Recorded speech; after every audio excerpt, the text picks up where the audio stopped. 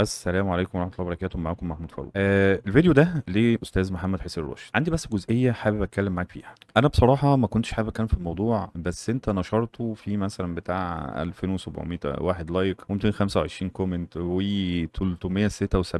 واحد شيروه لواحد تاني، فاضربهم في اتنين مثلا هيعملوا مثلا بتاع حوالي بتاع 700 كمان. عندي بس إيه حاجة عايز أكلمك فيها. أنت دلوقتي كتبت الكلمتين دول على بوست وأنت متضايق بعد إيه الخسارة بتاعت منتخب مصر. هل انت الوحيد المصري في البلد؟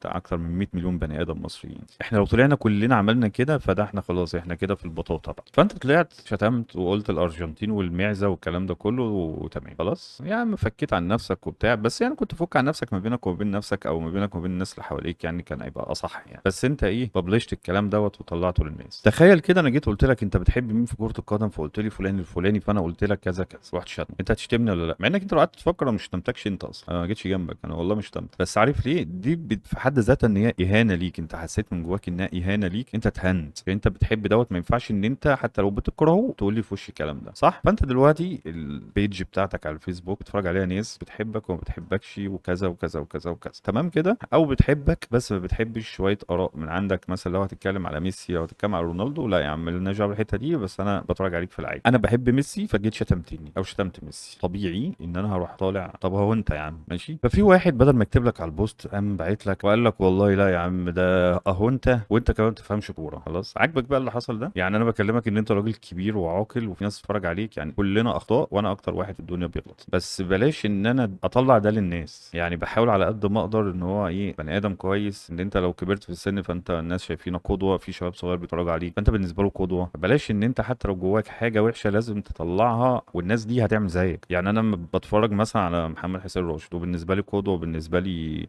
اجمد واحد على الكوكب، وطلعت لقيته ايه اللي مش عاجبه بيخش يشتمه، انا هعمل زيك. عارف انت هتعمل ايه؟ انت شاركتني في نفس الحاجه، يعني انا شلت ذنب وانت شلت ذنب عشان انت الدال على الخير كفاعله والدال على الشر كفاعله، انت وصلت للناس ان هي تعمل نفس الحاجه. المهم انت ليه ما اكتفيتش بكده ان هو الراجل شتمك فتقول له يا عم الله يسامحك وبتاع؟ لا انت خدته ورحت ايه فضحته قدام الناس وبتاع ومش عارف ايه وحطيت الاكونت بتاعه. انا ما اعرفش انت ليه عملت كده اصلا مع انك انت اللي بديت. خلينا نقول ان انت ساكن في منطقه ما، خلاص انا مش عايز اعرفها، وجيت قلت لك والله دي المنطقه دي فيها مثلا واحد انا ما بحبوش واحد مش كويس، فقمت شاتم المنطقه باللي فيها، انت ايه رايك؟ اكيد هتشتمني. عارف اللوم على مين؟ اللوم على اللي بدأ الموضوع. انت بقى انا ما بقدرش امسك نفسي مثلا يعني فرحت شاتم، فانت اكيد هترد لي الشتيمه زي ما انا ضربتك، ما اكيد هتضربني، ده طبيعي. بص يا راشد، في ايه عندنا في القران في سوره الانعام بتقول ايه؟ بسم الله الرحمن الرحيم: ولا تسبوا الذين يدعون من دون الله فيسبوا الله عدوا بغير علم. صدق الله العظيم. عارف ده معناه ايه؟ معناه ان انت لما تلاقي ربنا بقى بيخاطبك او بيقول لك، يعني انت دلوقتي لو عندك او قدامك واحد بالنسبه لك هو مش مؤمن، تمام، واحد مشرك، فانا ما ينفعش اشتمه، ما ينفعش اشتم حتى الاصنام اللي هو بيعبدها. عارف ليه؟ عشان هيرد لك نفس الحاجه فيروح شاتم ربنا وهو ما يعرفش قيمه قدر الله. فاهم قصدي؟ فما كانش صح بصراحه ان انت عملت كده. اتمنى ان انت تشيل الكلام ده، واتمنى ان انت تعملش الكلام ده تاني بصراحه، عشان انت بالنسبه لناس كتير انت دلوقتي بقيت قدوه، في ناس بتسمع لك ما شاء الله، بتطلع على التلفزيون، بتطلع في برامج. اتمنى ان انت ما تقعش في حاجه زي دي تاني، وربنا يغفر لي ويغفر لك ويغفر لكل الناس. وانت برضو في الاول وفي الاخر انت بني ادم محترم، كلنا بنغلط تمام، بس يعني راعي حته ان انت بني ادم دلوقتي بقيت مؤثر حتى لو بنسبه بسيطه في شويه ناس او في مجموعه ما، فبلاش توصل لهم نفس الحاجه عشان ما يعملوش نفس الحاجه وتاخد ذنبك وذنب الناس. في الاول وفي الاخر انا اسف يعني ان انا بتكلم معاك في حاجه زي كده، بس حسيت ان انا لازم اقول لك حاجه زي كده بصراحه. شكرا، سلام.